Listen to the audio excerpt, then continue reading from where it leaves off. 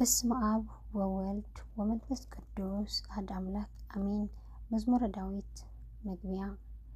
መጽሐፍ መዝሙር በመጽሐፍ ቅዱስ ውስጥ ከሁሉም የረዘመ ነው።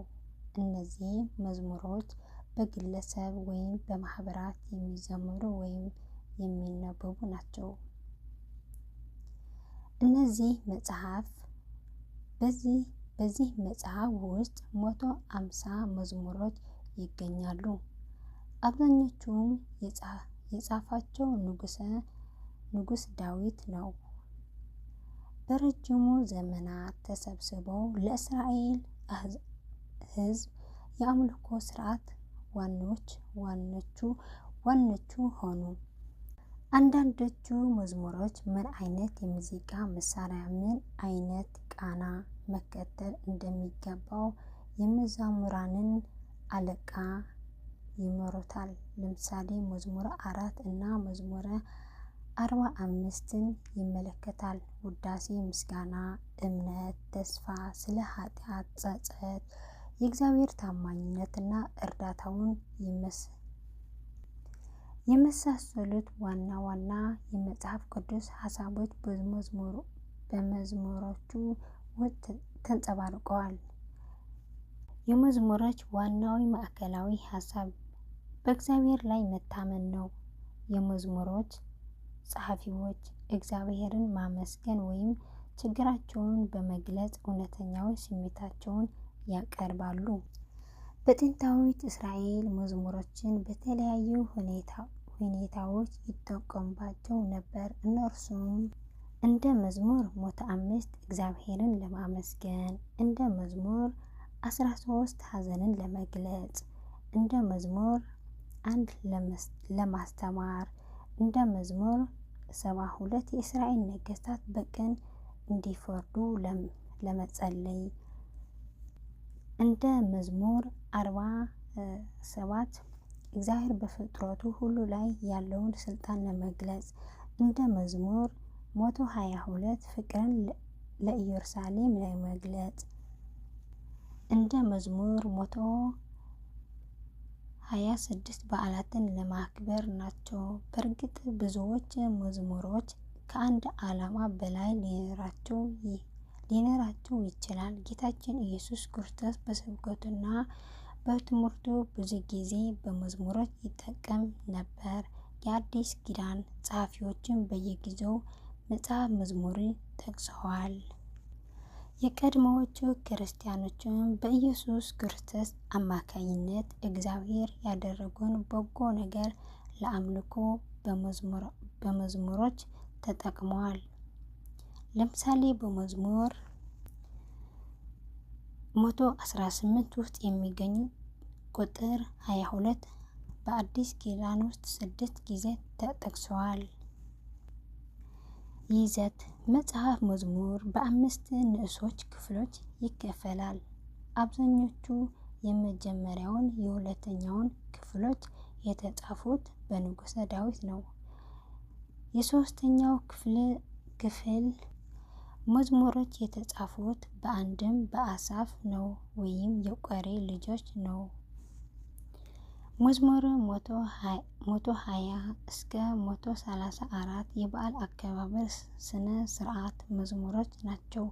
ከዚህ ቀጥሎ 5ቱ የመጽሐፍ መዝሙራን ንዑሳን ክፍሎች ቀርበዋል።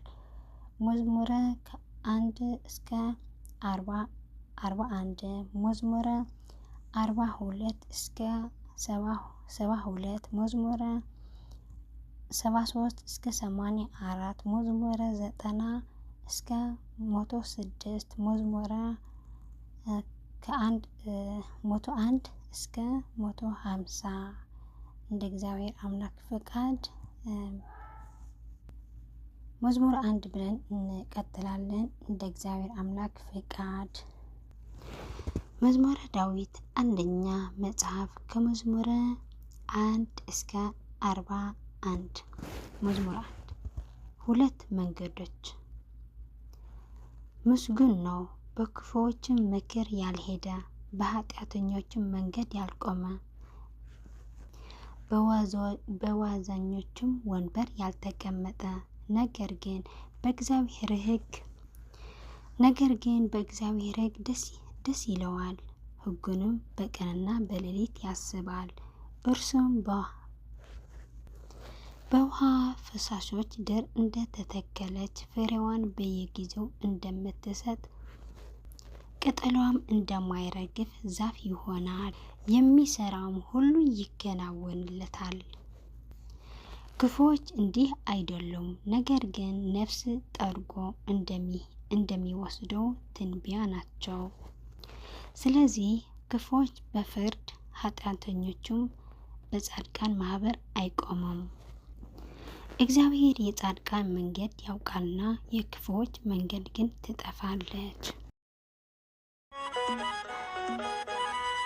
ደረሶሉና ገብርኤል ከላይ ከራማ ትሻለች ነፍሴ ተጨንቃ ጠፍቶ ሰላሟ መንገድን በእሾህ አጥሮታል አዳኝ ጠላቴ ደረሶሉና ገብርኤል ቀደም ከፊቴ ደረሶሉና ገብርኤል ከላይ ከራማ ትሻለች ነፍሴ ተጨንቃ ጠፍቶ ሰላሟ መንገዴን በእሾህ አጥሮታል አዳኝ ጠላቴ ደረሶሉና ገብርኤል ቀደም ከፊቴ ናማትቤ